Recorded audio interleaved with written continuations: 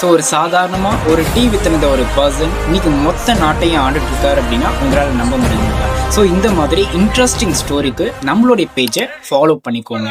1950ஆம் ஆண்டு குஜராத் மாநிலத்தில் வாட்நகர் அப்படின்ற பிளேஸில் செப்டம்பர் 17ஆம் ஒரு பையன் பிறக்கிறான். அந்த பையன் பிறக்கும் போதே புவர் கேட்டகரியில் இன்னைக்கு பிறக்கிறான். ஸோ அந்த பையனோட அப்பா பார்த்தீங்க அப்படின்னா டீ சேலராக ஒர்க் பண்ணிட்டு இருக்காரு.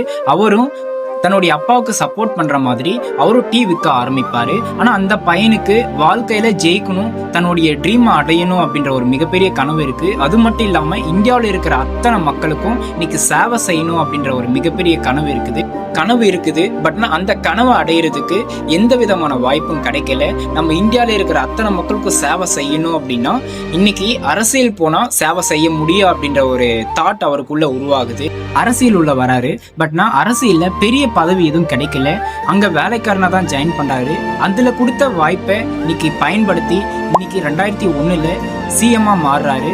இன்னைக்கு அந்த சிஎம் ரோலை பெஸ்டா பயன்படுத்தி 2014 இன்னைக்கு கடினமா உழைச்சி இன்னைக்கு இந்தியாவில் இருக்கிற அத்தனை மக்களுக்கும் சேவை செய்யணும்ன்ற காரணத்துக்காக படிப்படியா இன்னைக்கு முன்னேறி உலகமே போற்றக்கூடிய அளவுல இன்னைக்கு பிஎம்மா மாறுறாரு.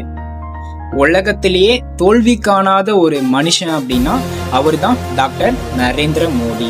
ஸோ இந்த ஸ்டோரியோட மாரல் என்ன அப்படின்னா, நம்ம எந்த இடத்துல இருந்து ஆரம்பிக்கிறோம் அப்படின்றது பெருசு கிடையாதுங்க, நம்ம எந்த இடத்துல நிற்கிறோம் அப்படின்றது தான் முக்கியம். ஸோ இந்த மாதிரி ரியல் லைஃப் ஸ்டோரியை தெரிஞ்சுக்கணும் அப்படின்னா நம்மளுடைய பேஜை மறக்காம ஃபாலோ பண்ணிக்கோங்க.